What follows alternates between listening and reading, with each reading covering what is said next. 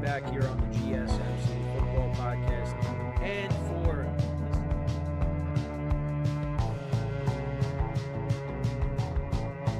keep yourself in the loop of everything football on the Golden State Media Concepts Football Podcast. The latest news on and off the field, be it college football, Big Ten, SEC, Big 12, Pac-12, ACC to the NFL. We've got you covered. Listen to the Golden State Media Concepts Football Podcast.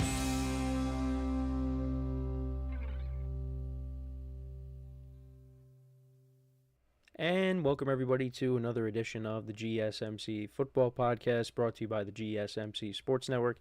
As always, I'm your host, Kenneth Gruenfelder, and it's great to have you guys here on this Friday, December 6th. We have a lot to talk about on the show today. Before I get into that, just want to remind you guys, as always, tip or donate, get your comments recognized. Make sure to hit that super chat button in the chat. If you want to see me acknowledge any thought or comment you may have throughout the live broadcast, it makes the show more lively, more entertaining. Between myself, the host, and you guys, the viewers, we appreciate your guys' viewership each and every day, so any contribution you can make to the show means the world to us as we put out content for you guys each and every day. And also, the other way to help out the show is by going to the link at the bottom of the show segment on the ticker, GSMCPodcast.net. That is GSMCPodcast.net. So let's get into what we are going to discuss for today. So we're going to start off the show. We will recap last night's game between the Packers and the Lions. The Lions improving to 12-1 on the season with a 34-31 victory over the Packers. Game-winning field goal by Jake Bates. So we'll get into that in just a second. Then in the second part of the show, we will talk about Kirk Cousins' return to Minnesota. The Falcons and the Vikings will be playing against each other on Sunday, so I'll preview that matchup. We'll also talk about one of the games in the late window, the Rams and the Bills, and the implications that that game has. And then we'll take a look in the fourth and fifth parts of the show. We'll take a look at the championship games in college football, conference championship games. We'll take a look at them. I'll give you my picks for some of those games. We'll also take a look at the rest of the games from the Week 14 slate in the NFL. So, yeah, that's kind of the rundown for the show today. And, of course, you know, my camera has to give me problems. It was giving me problems before I went live, but of course now it has trickled in, so just bear with me as I try to fix that. But anyways, that's the rundown for the show today, so let's get into the first topic, which is talking about last night's game between the Lions and the Packers. So it was a very good game, and probably going to be the best game of the week, which I don't think is a surprise, and that's what I said going into the game yesterday, that you know, looking at the slate's not that great. Again, there's a couple of games that I wanted to focus on. And, you know, there's also the Sunday night game between the Chargers and the Chiefs. That, you know, could be interesting. But it's kind of a lackluster slate for this week. And this is the last week of bye weeks. Bye weeks have been taking forever. So, you know, then that's when we really start to get into the end of the regular season and, you know, find out who's making the playoffs as we ramp up. But this game last night was a lot of fun. And, of course, the Lions, you know, they got the win because all they do is win. They have not lost since, I believe it was week 2 against the Bucs. They just keep winning. And, you know, there were a couple of times where you thought, okay, you know, maybe this might be the game where they fall. But it ended up not happening. They won on a Jake Bates game-winning field goal, and they improved to 12-1 on the season. The Packers dropped to 9-4, and how the game started, they went right down the field on their first drive. They went 11 plays, 70 yards, and that led to a David Montgomery touchdown from 3 yards out. And then, you know, there were a lot of punts in the first quarter. The Packers had a quick drive on their first possession. And, you know, I thought the defense did a good job at, you know, holding the Lions down in the beginning. But the Packers really couldn't get anything going. They were struggling to, you know, find rhythm on offense. And, you know, the Lions, they were coming in shorthanded. They were missing a lot of guys on defense. And, you know what? The defense did step up and play well last night. And things got chippy during the game. There were a couple times where, you know, the teams had to be separated. Nothing too crazy. Quay Walker had a penalty at one point. But, other than that, there was no huge brawls like we saw, this past weekend. So, yeah, the Packers, though, in the beginning, they did struggle to move the ball, like I said. But, and the other thing, too, is the Lions, after their first drive, it took some time before they scored again. But then it looked like the Packers were getting something going. So, Jordan Love completed a pass to Christian Watson, and he ended up fumbling, and that led to a field goal by the Lions. So that made it 10-0. 43-yard field goal by Jake Bates. Then the Packers, on their next drive, they went 11 plays, 70 yards down the field, and that eventually led to a Josh Jacobs 1-yard touchdown. And it was set up because there was on 3rd and goal, there was an interception, but there was a pass interference call, so that put him at the 1, and Josh Jacobs scored. And that was his first touchdown of the night, and he ended up scoring a couple of more after that. Might have had a 4th one, but it got called back for an offensive pass interference. So it was 10-7, but then the Lions responded with the touchdown drive. Goff connected with Jahmyr Gibbs on 4th and goal. It was a great play call, and that made it 17-7, and that's what we went into the half with.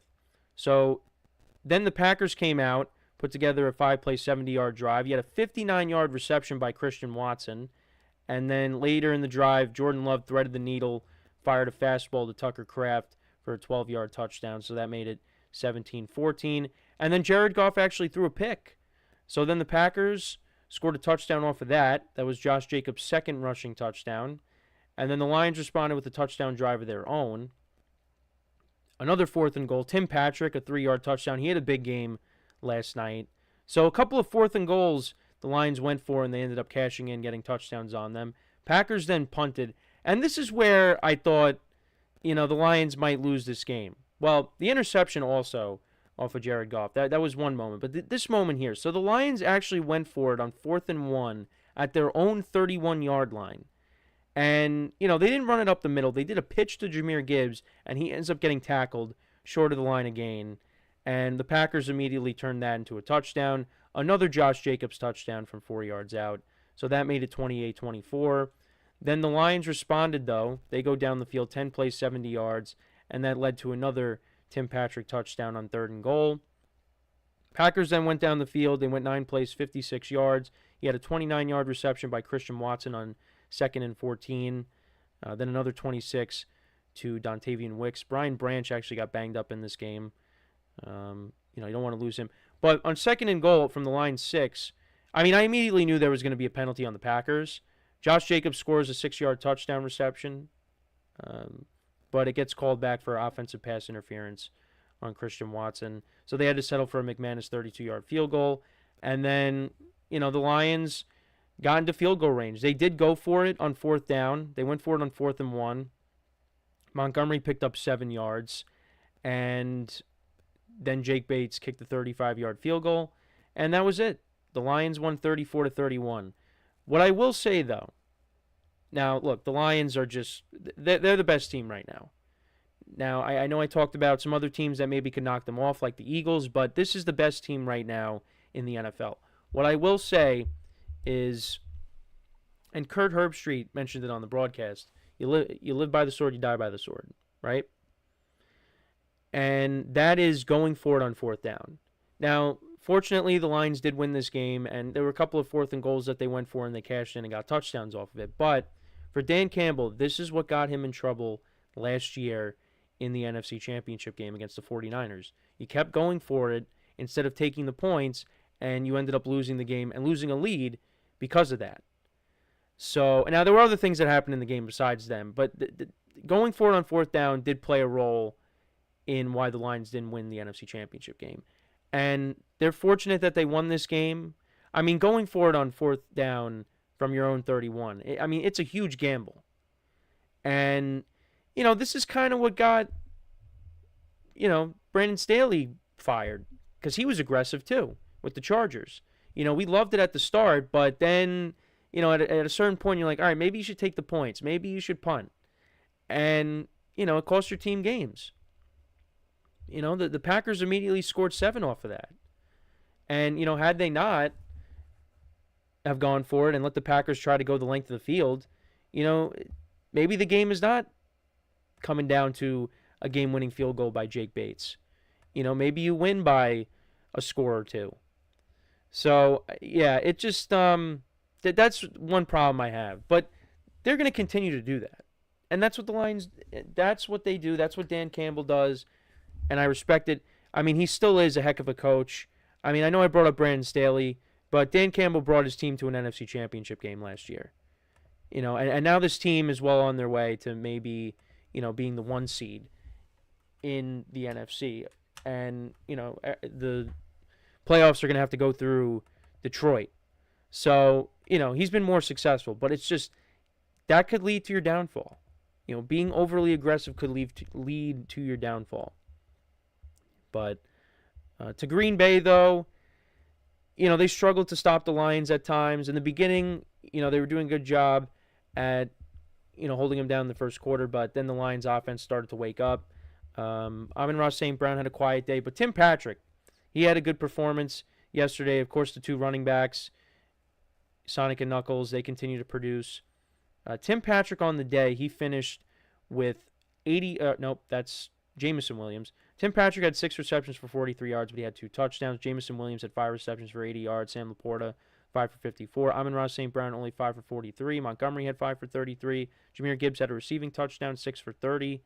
The Lions' defense had 1 sack on the day of Jordan Love.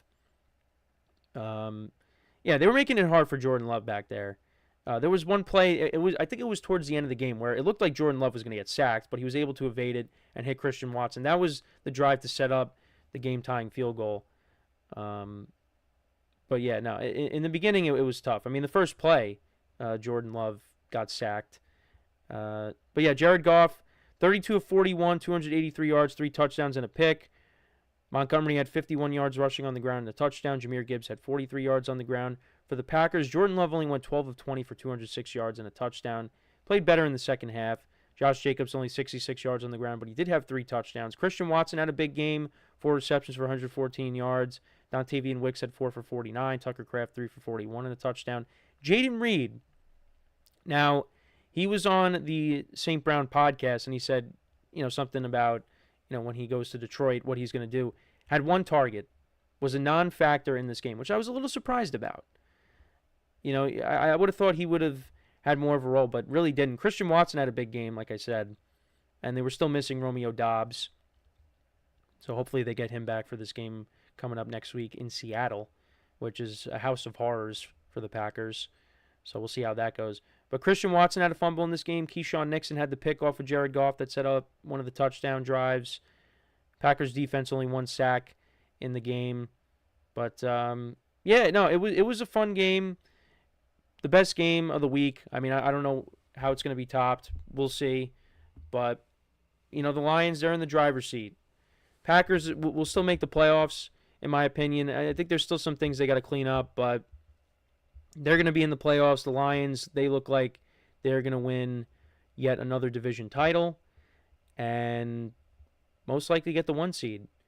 Now, next week could be the game of the year when they take on the Buffalo Bills. The Bills will be going to Ford Field, so that should be a great game. Looking forward to that.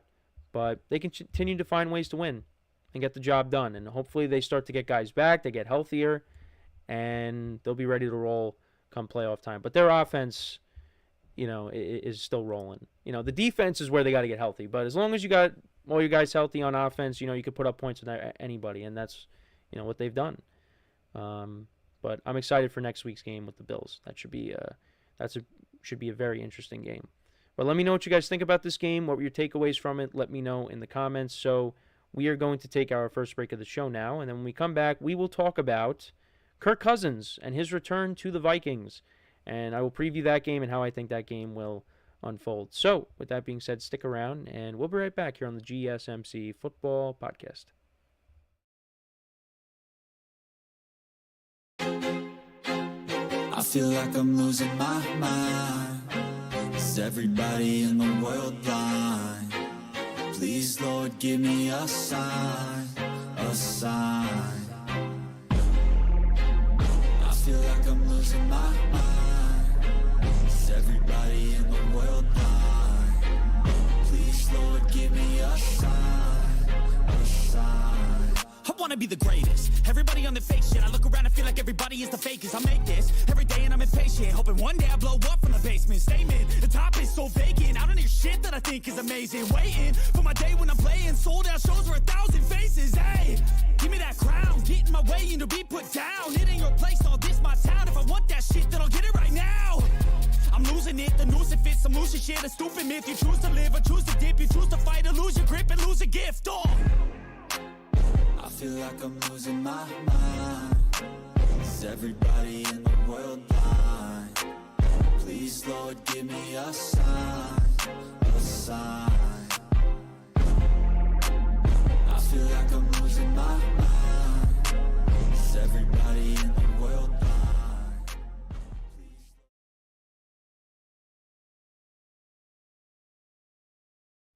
All right, and we are back here on the GSMC Football Podcast, and for the second part of the show, we're going to now get into talking about Kirk Cousins and his return to Minnesota to take on his former team, the Minnesota Vikings, and this is coming off of a performance that was by far his worst of the year. No touchdowns, 4 interceptions against the Chargers. Falcons end up losing that game 17-13, and they are now tied on top of the NFC South with the Buccaneers, who are starting to get healthy. So this is a big game for the Falcons. I mean, this is also a big game for the Vikings as well, because they're trying to keep pace with the Lions for the NFC North. You know, they still got a chance at that. Vikings coming off of that comeback win against the Cardinals. You know, since that start, you know, they're still a good team, but they were kind of playing over their heads a little bit. But look, they're still 10-2, and you know, this is going to be a dangerous team come playoff time. But you know, they got some tough games remaining on the schedule. You know, I still look at this game as tough for them, but I kind of lean towards the Vikings in this matchup. You got the Bears coming up again at home, the Seahawks in Seattle. That's a tough place to play. You got the Packers at home, and then you're at the Lions, and that could decide who wins the division. So, you know, the Vikings got to keep winning games to keep up with the Lions, to at least have a shot to win the division at the end of the year. But looking at this game, though, I mean, the Falcons have really struggled. Mainly Kirk Cousins has struggled. And I went through his stats over the course of the last few games. He has not thrown a touchdown pass since November 3rd against the Cowboys. That was a month ago. He hasn't thrown a touchdown pass in a month.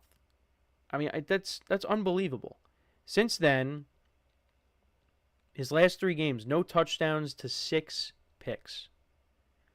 And the Falcons have been such a weird team, because there'll be a game where it looks like they figured it out. You know, and you're like, okay, all right, this is where Kirk Cousins gets it going. You know, still trying to shake off the rust from the Achilles injury. And then all of a sudden, he puts a performance together like that against the Chargers, or against the Seahawks, where he had, you know, a few turnovers in that game, and they lost by 3 scores. He's been inconsistent, but now he's been consistent, and by consistent, he's been consistently poor with how he's played, and it's kind of led to some people calling for Michael Penix to get a shot, and I want to see what happens at the end of the year, because, you know, you still owe Kirk Cousins a lot of money. You still got 3 years left on that contract, but it's possible that maybe he ends up getting traded and the Michael Penix era begins next year for the Falcons. I mean, I think it all depends on how this season ends. If they end up missing the playoffs and Kirk Cousins continues on this downward trajectory, then I think we will see Michael Penix. But, you know, if Kirk Cousins finds a way to bounce back, like if he went into Minnesota and he beats the Vikings and he throws for 300 yards and 3 touchdowns, I mean, that definitely would drop people back a little bit on the Michael Penix talk. But I don't think that's going to happen. I think he's going to continue to struggle. He has not played well on the road this year, other than, you know, against his divisional opponents. Well, not the Saints, but against the Bucs and the Panthers. He has not played well on the road this year. And, well, he also had that game-winning drive against the Eagles as well. But if Saquon doesn't drop that pass, and that game ends. But recently, against the Broncos, that was not good. The Saints, that was not a good performance either. So, and now you're going up against a 10-win team in the Vikings, and that defense knows Kirk Cousins. That team knows how to play against him. They went up against him in practice all the time, so they know what his strengths and weaknesses are. And he doesn't have the supporting cast like he had in Minnesota. Now, I'm not saying that the players that he has in Atlanta are, not good. They are good players. Drake London's had a good year. They have a pair of good running backs. Darnell Mooney's had a good year. Kyle Pitts has had a few games that he's done well in, but not consistent enough. But the Vikings have the superior talent. And Sam Darnold has played well this year. He has definitely earned to get a chance to get paid this offseason. He's going to have a big contract. Not like a $60 million contract, but he's going to get paid this offseason. A team is going to want to sign him, to some kind of multi-year deal. And he deserves it because he has played well. Now, there have been some games where not so much, but overall he's put together a nice season. And when you're surrounded with the talent that, Kirk Cousins used to be surrounded by, except for Aaron Jones. Aaron Jones is a new piece. And you're in the right system. I mean, I'm not really surprised by how well Darnold has done. It's because you got one of the best receivers in the NFL in Justin Jefferson. You got a decent number 2 in Jordan Addison. TJ Hawkinson's back. Aaron Jones is still a productive running back. And Kevin O'Connell's a good head coach. And then you're backed behind a good defense. The Vikings have a good roster. I said that before the year started. The Vikings have a very good roster. I just didn't know how the quarterback play was going to be. That's why I didn't really have them winning a lot of games. And also they play in a very tough division. But they have played. Sam Darnold has played well, and that has made the difference. Because, if Nick Mullins is the starting quarterback week 1, I don't think they're 10-2. But it's because Sam Darnold has played well that they're in the position that they're in right now. And they still have a chance at the NFC North. And they have to win this game to keep pace with the Lions, and they'll be going up against a familiar face in Kirk Cousins. So Kirk Cousins finished his Vikings career. He had a passer rating of 101.2 with 23,265 passing yards, 171 touchdowns, and 55 interceptions in 88 games for the Vikings. The Vikings signed him going into the 2018 season, and they didn't make the playoffs. He was okay his first season. 2019, the Vikings ended up making the playoffs, and he picked up his first playoff victory. That was in New Orleans. That was in overtime. He hit that pass to Adam Thielen to set up the game-winning touchdown to Kyle Rudolph. I remember watching that game. And I did say, because I was not a big Kirk Cousins supporter, I think it was because I was a little bit salty of, losing my fantasy championship back in, I think it was 2015, because he played the first half, did really well, and then they benched him, so I had it out for him. But also because everybody said how great he was, but the playoff resume wasn't there. But he did pick up the playoff win against the Saints, and I did say if he did win that game, I would get a Vikings jersey of him, but I never did that. So I didn't keep my word. But 2018, he had 30 touchdowns to 10 picks, so he did have a good season. Then he had 26 touchdowns to 6 picks in 2019. They made the playoffs. 2020, 35 touchdowns to 13 picks. 2021, he had 33 touchdowns to 7 picks. 2022, when they made the playoffs and they were a 12-win team, he had 29 touchdowns to 14 picks. And he was on his way to having a really good season last year, but suffered the Achilles injury. Had 18 touchdowns to 5 interceptions. Now, some of the years that they didn't make the playoffs, the Vikings defense was not good. It was not good. He continued to put up big numbers, but remember the game on Christmas when Alvin Kamara had 6 touchdowns? The Vikings put up 30-plus points, but the Saints put up 50-plus points because Kamara had such a big game. He had a solid career with the Vikings, and, I don't know how the rest of his career is going to play out. I guess maybe, next year he'll look a little bit better because he's another year removed from the Achilles injury. I mean, I think that's still a problem. But, I mean, some of the interceptions that he had against against the Chargers were inexcusable. I mean, the one where, again, it was like jackpot. He's throwing it up into the end zone, and you got all these guys around. And, I mean, maybe he was trying to throw it away, but, that got intercepted. The pick six, that was not good. It's just, it has been a disappointing season for Kirk Cousins. It's been an up and down season, but it's been overall disappointing. The Falcons brought him in because they thought he was going to be the one that takes them over the top, because that's what they've been missing these last few years as a quarterback. You have the right skill position players on offense, and, they made moves on defense. You got a couple of good safeties back there, a good corner. You brought in Matthew Judon this season, and it's been a disappointment. Now, that doesn't mean that they're out of it. They still got a chance to win this division, but they got some tough games down the stretch here, and that starts with the Vikings, who are one of the best teams in the NFC. And then after that, you still got some more divisional games, but you play the Raiders in Vegas. And again, look, the Raiders are not a good team. They should win that, but you never know. Then you got the Giants, the Commanders, and then the Panthers to finish it off. So, I had them at 10 wins. I think even if you lose this game, you could still get the 10 wins, but it's really going to all come down to how Kirk Cousins plays. If he does not play well, they're not making the playoffs. The Bucs have a lighter schedule coming up. They do have the Chargers at one point, not this week, but next week. So, that's a tough game for the Bucs. And then they got the Cowboys, the Panthers again, and then the Saints.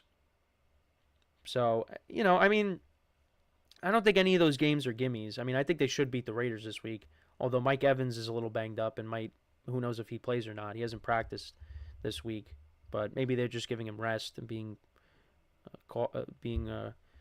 careful with him. But, yeah, I mean, the Bucs got the Chargers, which is tough. Then they're at the Cowboys, which I think they should win, but, Cowboys have been playing better. Give them a little bit of credit. They've been playing somewhat better. Then you got the Panthers who have been playing better, and the Saints have been playing better too. They beat the Bucs in Tampa last year. I brought that up this week. So it's gonna be a tight race. It could take once again 9 wins to win this division. It's just unfortunate for the Bucs because they're 0-2 against the Falcons this year, and had they not lost both games, they'd be in a better spot. But also had a ton of injuries. So we'll see how that all goes, but I'm going to take the Vikings. Back to this game, I'm going to take the Vikings to win this game. I think they win. I'm going to say they win 31-20. I think that's the final score. I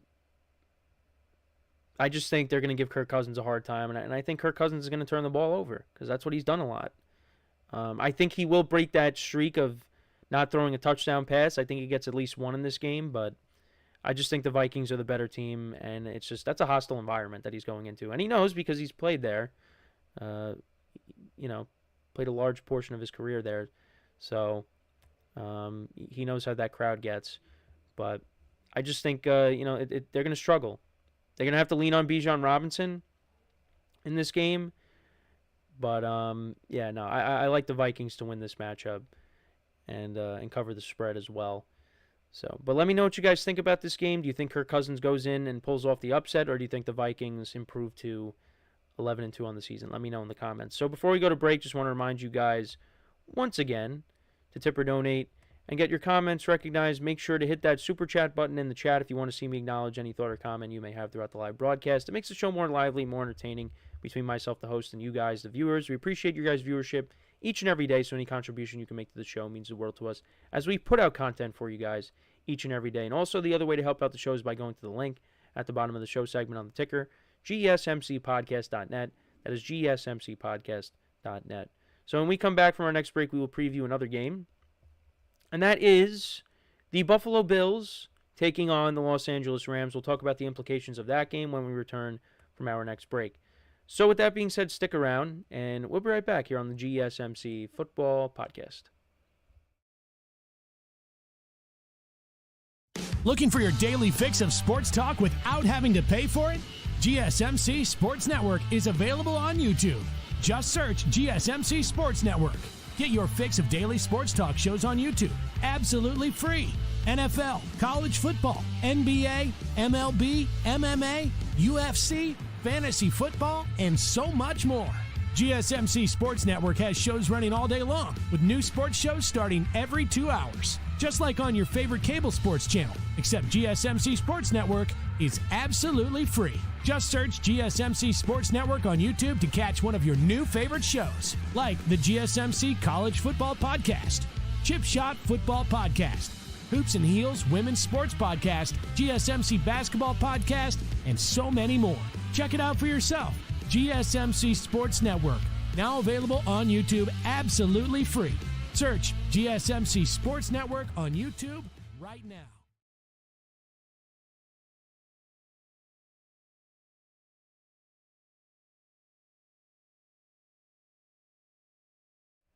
All right, and we are back here on the GSMC Football Podcast. And for the third part of the show, we're now going to preview the matchup between the Buffalo Bills and the Los Angeles Rams. This will be taking place at SoFi Stadium, and the Bills are coming in off of that big win over the 49ers, 35-10. The Rams coming off of their win against the Saints, 21-14. Now, the last time these two teams played against each other, this was the opener of the 2022 season. This was the Rams banner ceremony coming off of that Super Bowl win. And after this game, because this is a picture from that game, many people were like, all right, the Bills are going to the Super Bowl this year. And that ended up not happening. And I wanted to go back to that game. The Bills won that game 31-10. They dominated. Josh Allen had 3 touchdown passes in that game, 297 yards passing. He had 2 picks in the game. Matthew Stafford had 3 interceptions in this game. The leading rusher for the Rams was Darrell Henderson. Josh Allen was the leading rusher for the Bills. He also had a rushing touchdown in this game as well. So he's coming off of a 4 touchdown performance against the 49ers. Well, in this game, he had 4 total touchdowns as well, as the Spider-Verse effect happens to my camera again. Also, Stephon Diggs had a big game, 8 receptions for 122 yards and a touchdown. He will not be in this game because he is no longer with the Bills. Same thing with Gabe Davis, no longer with the Bills. 4 receptions, 88 yards and a touchdown. And many people thought he was going to have a big year in 2022 after the performance he had in the playoffs against the Chiefs. Also, Jamison Crowder, Zach Moss, Isaiah McKenzie, Devin Singletary. I think the only player that, from the receiving stats that's still on the team is Dawson Knox. That's it. And then in the running game, there's no more Zach Moss, there's no more Devin Singletary, but you still got Josh Allen and you still got James Cook, who only had 1 carry for 2 yards in that game. So, and the Bills defensively, they got to Matthew Stafford a decent amount. They had 7 sacks of Matthew Stafford in that game. And, you kind of worry about that because there's been a couple of games this year where Matthew Stafford just has been under a lot of pressure. Now, a lot of that had to deal with the fact that, the Rams, they just were down a lot of their guys. The offensive line was banged up this year. You also had Cooper Kupp and Puka Nacua. They were out for a decent amount of time. Puka getting hurt in week 1 and Cooper Kupp getting hurt the following week. So, it was a rough stretch for them. But the Rams have climbed back into it, and, they still have a chance at making the playoffs. But I think the path is through the division. I don't know about the wild card. It's going to be tough because the Commanders right now are 8-5. The Rams got to win out and basically get a lot of help, or some help.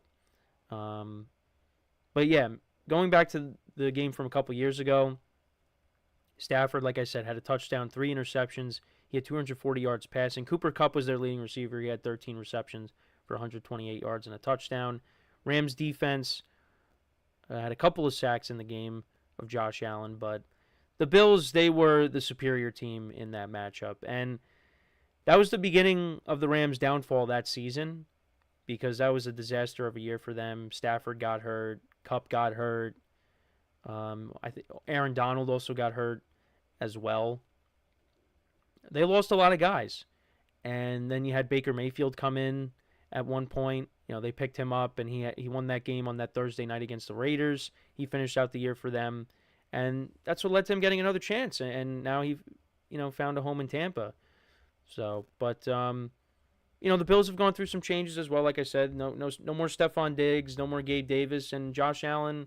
It doesn't matter. He right now is the leader to win the MVP.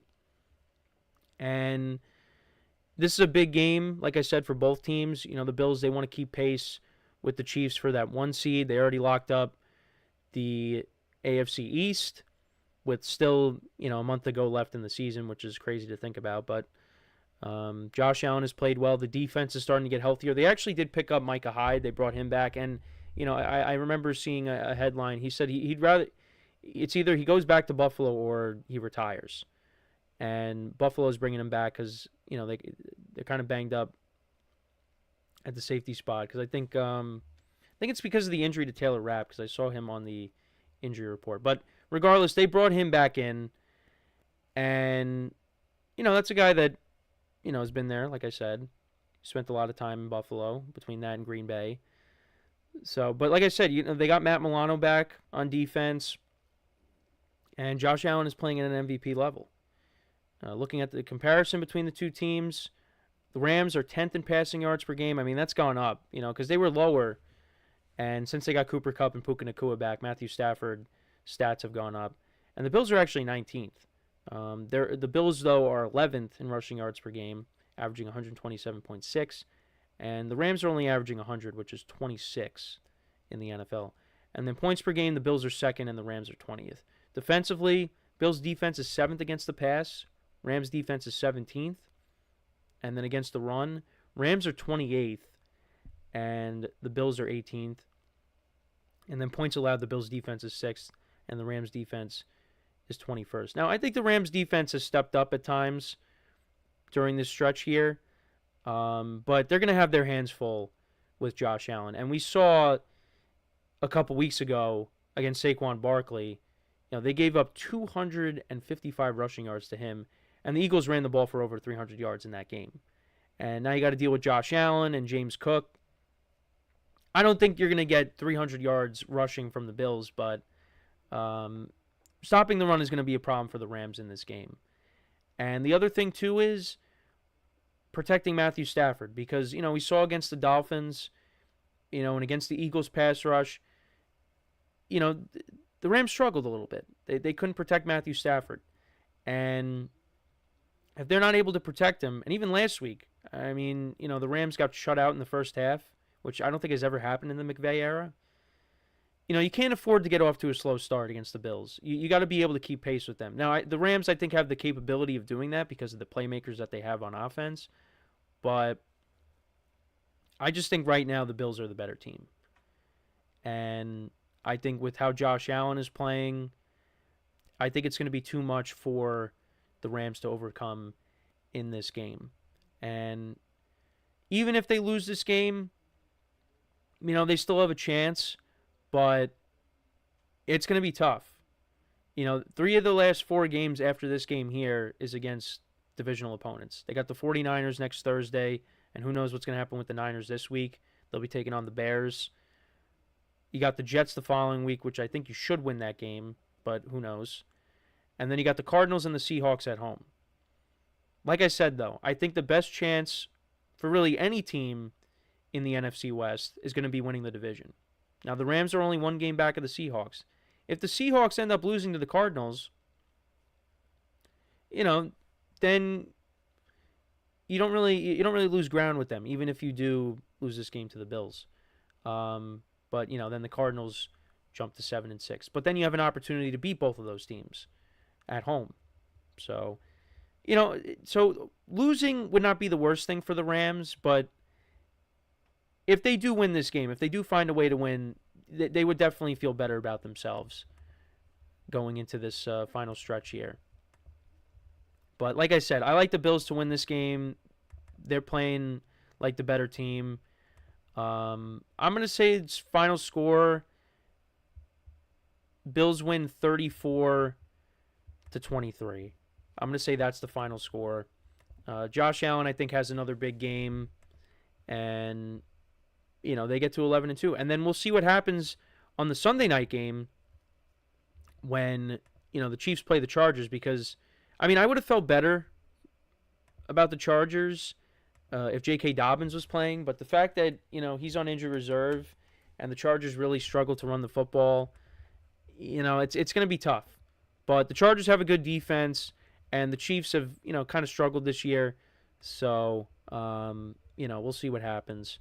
But it's this game has the potential to be good as well, but it could also get ugly where the Bills kind of just take over. Maybe it's one of those games where it's close for a little bit and then the Bills kind of pull away at the end. We'll see what happens. But I have some guys in this game that I need to do well for my fantasy matchups. I need Puka Nacua to have a big game. So we'll see how this game goes when it comes to that. But should be fun. Not as good as, the game from last night, but, has the potential to be good. We'll see what happens. There's some playoff implications there. The Bills, again, they got the division wrapped up. Now they're focused on trying to get home field advantage, which would be huge for them if they can do that. Because I think if the Bills get home field advantage, it's possible this could be the year that they go to the Super Bowl. But we'll see. Anthony Manzano in the chat. He says, any big trades during the deadline you can see happening? Didn't the deadline pass already? The deadline passed. We're past the halfway point of the season. The deadline passed. You had the Cowboys getting Jonathan Mingo. That was a big trade. No,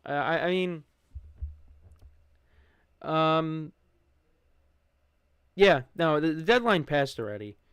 But I don't know why the only trade I thought of was Jonathan Mingo getting traded. Oh yeah, Marshawn Lattimore for the Saints got traded to the Commanders. I think they're going to be getting him back at some point, hopefully. So that would be good for their secondary. Because last year, remember, the secondary for the Commanders was not good. That was one of the reasons why I didn't think the Commanders were going to do that good this year. It was because I just thought, their defense was going to give up a lot of points. And it has at times, but their offense has been very good. Jane Daniels could be winning Offensive Rookie of the Year, which we did talk about this week. So, but let me know what you guys think about this game that we just talked about with the Bills and the Rams. Let me know in the comments. So we are going to take our next break, and then when we come back, we'll take a look at the rest of the NFL slate, the early slate of games in the NFL, but we'll also take a look at the conference championship games for this weekend in college football. I'll give you my picks for those games as well. And we'll take a look at the games from last week, how some of them unfolded. We'll talk a little bit about the Michigan-Ohio State game, because I did watch that. So, with that being said, stick around, and we'll be right back here on the GSMC Football Podcast.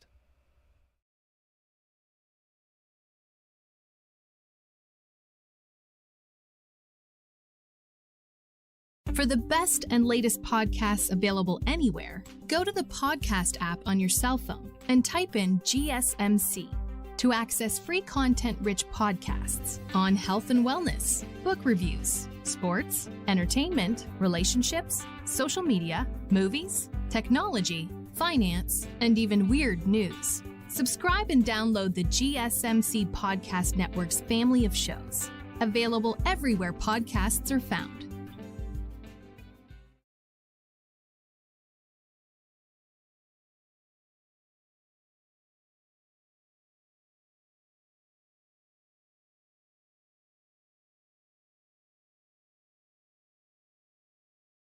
All right, and we are back here on the GSMC Football Podcast, and for the fourth part of the show, we will now get into talking about the conference championship games in college football, as well as taking a look at the early slate of games for Week 14 in the NFL. But actually, I do want to take you back to last weekend, final week of the regular season in college football. It was rivalry week, and I did watch the Ohio State-Michigan game, and just what a disappointing showing by Ohio State. It was very low scoring. Now, I think I would have taken the points had I put a little bit of a a wager on this game, but I didn't. But I did not expect it to be 13-10. Michigan was a 20.5-point underdog in this game. They won 13-10. There was missed field goals. There was an interception, near the goal line. And then at the end of the game, you had Michigan plant the flag, which happened, across multiple games, and that led to fights. This fight went on for a while with Ohio State and Michigan. But, I do agree with what some people were saying. It's like, hey, you had 4 quarters to make sure that didn't happen, and they didn't do it. And, this hurt Ohio State's ranking in the playoffs. They were the number 2 team, and now they kind of went down a little bit. So, that's a game that they probably should have won, but they ended up not winning it. Right now, they went from 2 down to 6 because of that loss to Michigan. And, this is a Michigan team. There's no Harbaugh. A lot of guys left. And Michigan was able to get the win. So give Michigan credit. And, their quarterback, Davis Warren, had 62 yards passing, no touchdowns, and 2 interceptions, and they still won the game.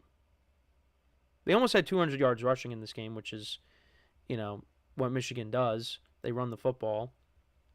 Mullings had over 100 yards rushing and a touchdown. Will Howard actually got hurt in this game, but he came back in. He had only 175 yards passing, 1 touchdown, and 2 interceptions. They only ran the ball for 77 yards. Just a disappointing performance by Ohio State. And like I said, you had 4 quarters to make sure that, they wouldn't plant the flag at the end of the game. So, you should have played better, and that wouldn't have happened. But they end up losing. That was their second loss of the season. Their only other loss, of course, is to Oregon. And then some of the other games, South Carolina beat Clemson 17-14. Louisville was all over Kentucky, winning 41-14. Alabama beat Auburn 28-14. SMU 38-6.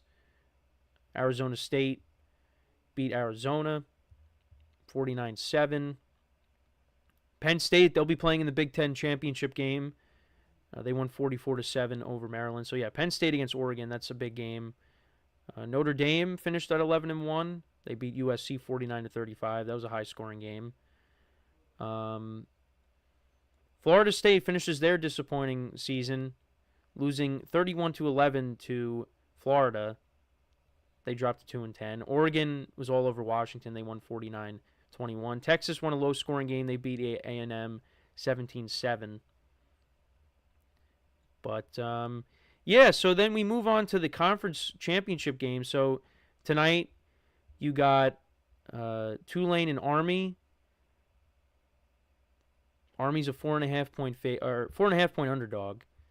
And then you got the Mountain West Championship, Boise State and UNLV. Now, these 2 teams did play each other earlier in the season, and Boise State won that game.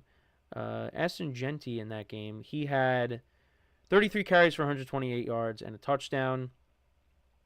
So we'll see what happens in this game. I'll take Boise State, and say that Genty has a big game. Let's see what happens with that.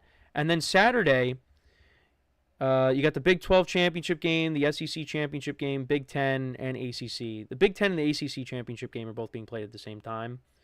So the Big 12 championship is noon Eastern time between Iowa State and Arizona State.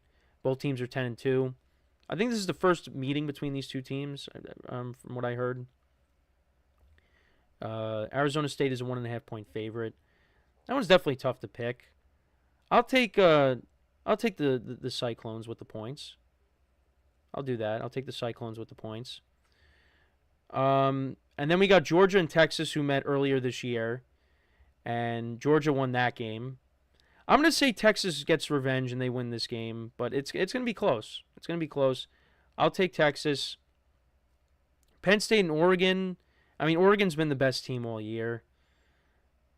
Penn State's got a good defense. But I'll say Oregon gets the win. And then SMU and Clemson. For the ACC championship, I'll take SMU. But we'll see what happens. I'll make sure to try to pay close attention to these games. I definitely, I'm looking forward to them. Georgia and Texas, I want to watch. Penn State and Oregon, I definitely want to watch that as well. So we'll see what happens. The Texas-Georgia game's definitely, that one's a very tough game to pick. Anthony also in the chat said, do you think Bama deserves to be ahead of Miami with 3 losses? See, the thing with that is Miami, some games like this year, some of their wins, they barely got by. And I just kind of looked at them as maybe not being as good of a team as maybe we thought. I think it's because of the pedigree of Alabama. It's like, the committee doesn't want to leave them out.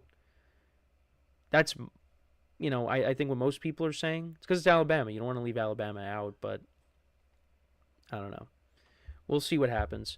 And then he also said it's like the committee completely overlooked the fact Alabama was blown out by Oklahoma at home the week prior, and they hold a 3-point loss at Syracuse against Miami a lot harder. Yeah, I mean, that's the unfortunate thing is, it's kind of out of our hands, and it's that you got a committee deciding who's in and who's out, but that's what they decided. And they did lose to Vanderbilt too, 40-35. Yeah, no, I mean, maybe Miami deserved a better chance. I mean, their offense was elite this year, but, you lose to Georgia Tech at the end of the season. You lose to Syracuse. I mean, yeah, no, I guess they just didn't want to leave Alabama out, so that's why they put them ahead. So, I'm happy Indiana was still in it because I thought after that loss to Ohio State, I thought they were going to just leave them out. But no, they're still in at 1 loss, so good for them. But yeah, it's definitely controversial. You're not going to make everybody happy with some of the decisions. So I just hope the playoffs are good. Let's see how this new format goes. But big games this weekend. And then let's get into the early slate of games in the NFL. So the Giants and the Saints. Giants coming in at 2-10. Saints are 4-8. Giants are 4.5-point underdogs. I really don't know what to do with this game. This is a game I think I could see the Giants winning, but now Dexter Lawrence is out for the year. The Giants are just trying to wrap up this season. The Saints are still, playing hard. I think the Saints win this game and cover, although I don't have full confidence in that. Then we got the Steelers and the Browns. We had the snow game from a couple weeks ago. Browns are getting a lot of points in this game. I'm going to take the Browns with the points. I don't feel great about that either, but I do think the Steelers get revenge and they win this game. Russell Wilson coming off of that 400-yard performance against the Bengals. But yeah, I like the Steelers to win, but I like the Browns to cover. I did already talk about the Vikings and the Falcons. I did like the Vikings winning and covering. Now you got the Jets against the Dolphins. Dolphins are 5.5-point favorites. I think the Dolphins are going to dismantle the Jets in this game, kind of like what they did last year. I think Tua's going to have a big game. I think, the running game with the Dolphins is going to give the Jets a problem. The Jets defense has not been as good as it was, and Aaron Rodgers, he hasn't been good either. I think this could be a game similar to how also it was against the Cardinals earlier this season. So I like the Dolphins to win and cover in that matchup. This one's interesting. The Eagles are 13-point favorites against the Panthers. Now, the reason why I say it's interesting is because it's a lot of points, and the Panthers could cover that because they've been playing better. But the Eagles right now look like one of the best teams in football. Their defense has been playing really well. Saquon Barkley, is one of the candidates for MVP behind Josh Allen. I think this is the game where, the Panthers kind of come back down to earth and the Eagles, win by a couple of scores here and cover the number. They're at home. So I'll take the Eagles, although the number is pretty big. But I think the Eagles will win by a couple of scores here. And then we got the Raiders and the Bucks. We'll see what happens with Mike Evans. Maybe he does play. I do like the Raiders to cover here. I think they could at least keep it within the 6.5. The Bucs are still, they're getting healthier, but they're still a little bit banged up. Baker Mayfield's a little banged up as well. Aiden O'Connell didn't play that bad. Actually, no, not only did not play that bad, but he played pretty good against the Chiefs. So I think they could keep it close. Actually, I think he popped up on the injury report.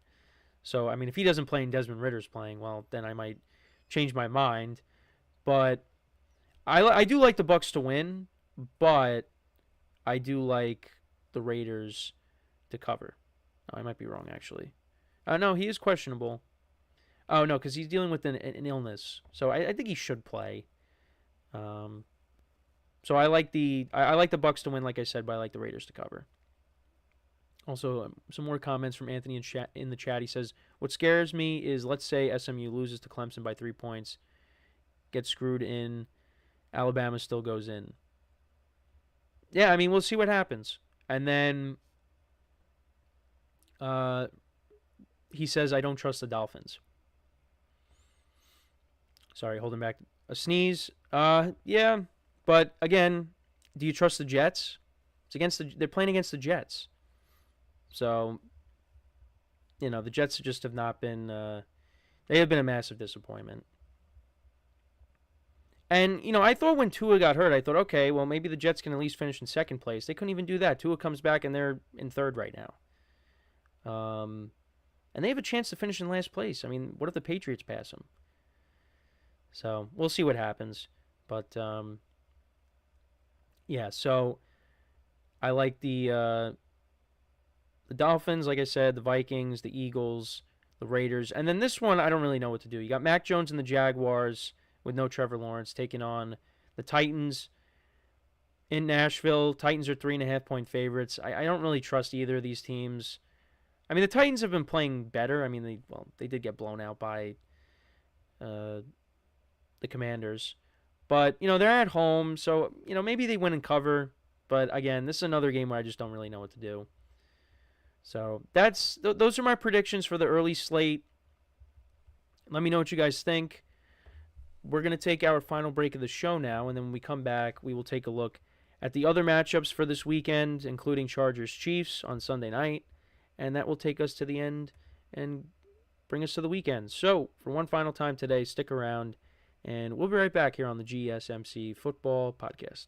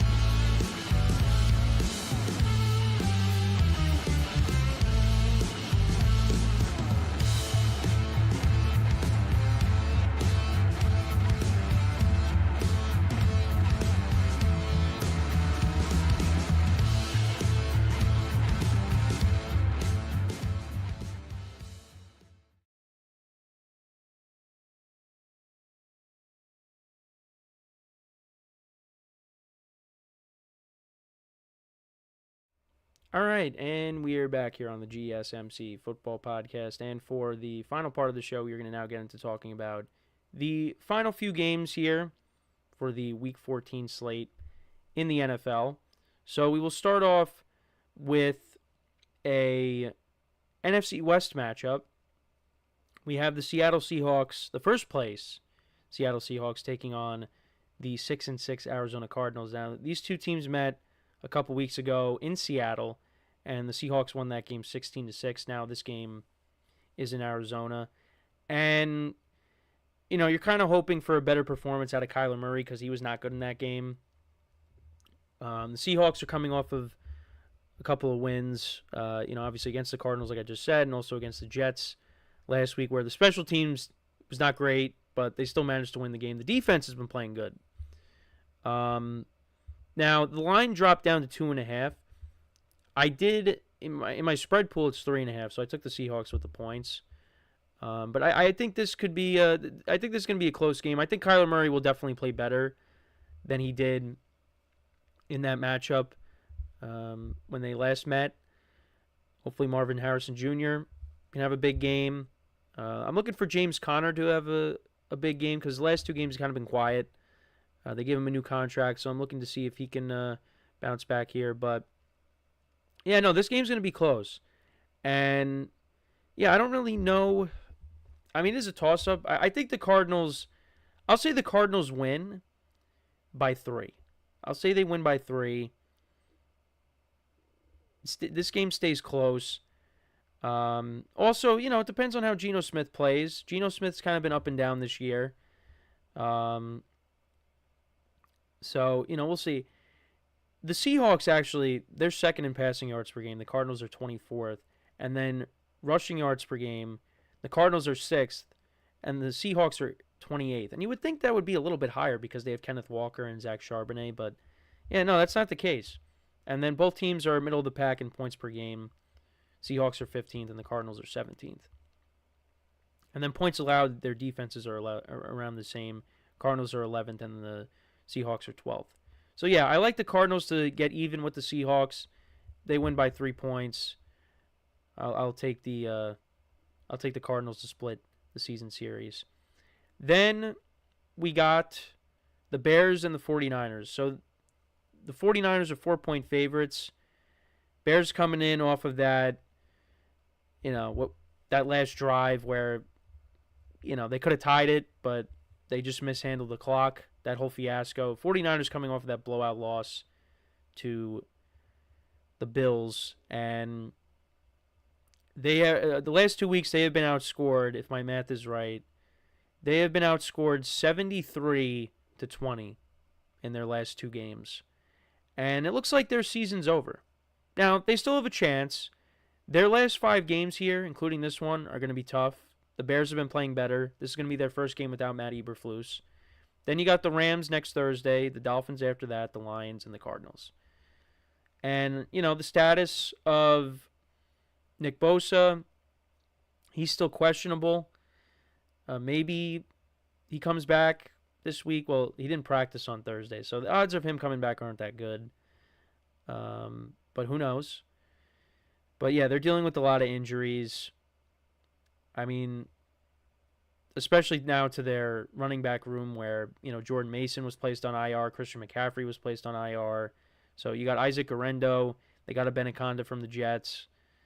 You also have Patrick Taylor, who they promoted from the practice squad. It's not looking good right now for the Niners. But I think this is a game where they get back on track. They have lost 3 games in a row. It's time to end this losing streak here. All right? Get back on track, get a win, and then go into Thursday night against the Rams and see what happens. This team still has that playoff pedigree. They have that experience. Their backs are against the wall. They got beat up last week. Now, again, if Nick Bosa doesn't play, that changes things with the defense. I mean, look at how the defense has played without him. It's been poor. But I think against the Bears, maybe, you could pick up a win here. You got an interim head coach. I don't know. I like the 49ers to win and cover, although I don't feel great about it because the Bears have been playing better. They have been playing better. And, they do have a lot of playmakers on offense, but like I said, I think the Niners are due to win and end this losing streak. So I'm going to take the Niners to win and cover, although I don't feel great about it. And then we got the Sunday night game between the Chargers and the Chiefs. Now, the line went from 3. It's moved up to 4 now. The Chargers are without J.K. Dobbins, and they struggled to run the football last week against the Falcons. But you know what? The Chiefs have not covered. They just have not covered. They've only covered as winners. They've only covered in 2 games. That was against the Saints and the 49ers. Other than that, Teams backdoor against them. So, you know what? I like the Chargers with their defense. Their defense travels. So I like the defense in this matchup to kind of hold down the Chiefs' offense a little bit. And, you know what? I think Justin Herbert will make his fair share of plays in this game. He has 13 touchdowns to 1 pick. Now, you'd like to see the touchdowns higher, of course. But only having 1 interception on the year is very impressive. So, I don't know if the Chargers win. I may take them to upset the Chiefs. But I think if J.K. Dobbins, like I said, if he was playing in this game, I would have felt better about it. But I think the Chargers will at least cover. But I think it's going to be one of those, close games. Might be a little low scoring. It might be like a 20-17 game, something like that. It was 17-10 the last time these teams met. So I like the Chargers to keep it close, but I think the Chiefs, they find a way to get another win. I said it might be a 3-point game. You might end up seeing a game-winning field goal by the Chiefs and send them to 12 wins on the year. But we'll see what happens. It's just unfortunate the J.K. Dobbins injury, and also, the receivers are struggling to create some separation. You got guys that are injured, but also drops. The drops have really been a big problem with Quentin Johnston these last couple weeks. Lad McConkey being hurt, that doesn't help. But I think the Chargers will find a way to keep this game close. It's always fun when Patrick Mahomes and Justin Herbert match up against each other. Game is usually pretty good. So we'll see what happens. But I like the Chiefs to win, but I think the Chargers cover as of right now. So to kind of run through my picks, so I like the Dolphins to win and cover, the Vikings to win and cover, the Saints to win and cover, Eagles to win and cover, the Browns to cover but the Steelers win, Raiders to cover but the Bucks win, Titans to win and cover, Seahawks to cover but the Cardinals win, Bills to win and cover, Niners to win and cover, and then the Chiefs to win but the Chargers cover. So we'll see what happens. I did take a lot of favorites. So, again, there could be some tweaking this weekend, and maybe I, change a few games around. But we'll have to wait and see. But, that is pretty much it for the show for today. This is going to be a big football weekend, both in college and in the NFL. We get closer to the NFL playoffs, and we'll see how that all shapes out as my camera continues to malfunction here today. I apologize for the technical issues today, but that's what happens. It is what it is. And at least I have a backup camera. I use my laptop camera in case this happens. But I just wish it wouldn't happen. But it is what it is, like I said. But yeah, big football weekend with the championship games, and we'll see how everything looks when it comes to the playoff pictures when we come back next week. But yeah, we only got a couple months left of football, including the NFL playoffs and then the Super Bowl, and then that's it. And then we're in the off season. So I felt like last off season took forever, but yeah, no, we're getting to that point. And that's how fast the season goes. It gets here and then it just blows right by you. So got to enjoy these last weeks that we have, these last couple months while we still have it. But then it'll be back, of course, and then we go through the same thing again. But yeah, no, I'm curious to see how some of these games go. Last night got us off to a good start with the Packers and the Lions. We'll see how Kirk Cousins does in his return to Minnesota.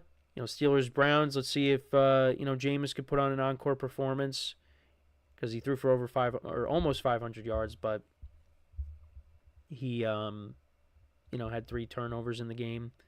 We'll see if Russell Wilson has a good encore performance. He threw for over 400 yards. So both quarterbacks going in, coming off of their previous performances of 400 yards passing.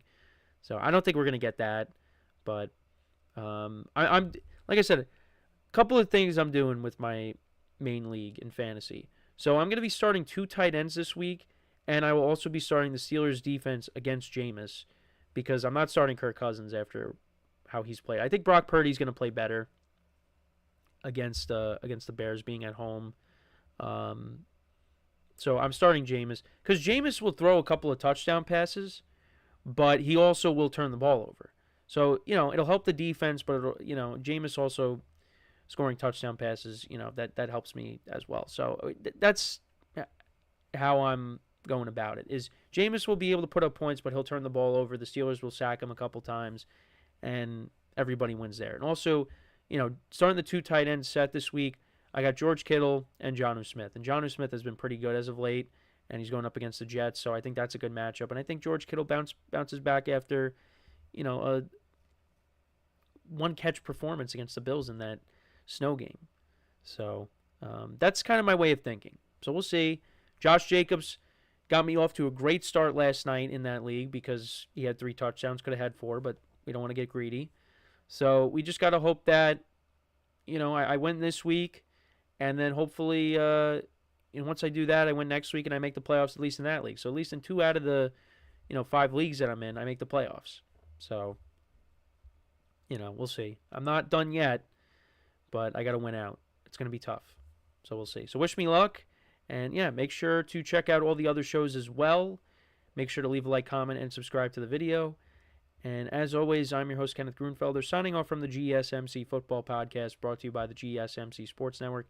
Have a good day. Enjoy the games this weekend, and I will talk to you guys on Monday. Take care.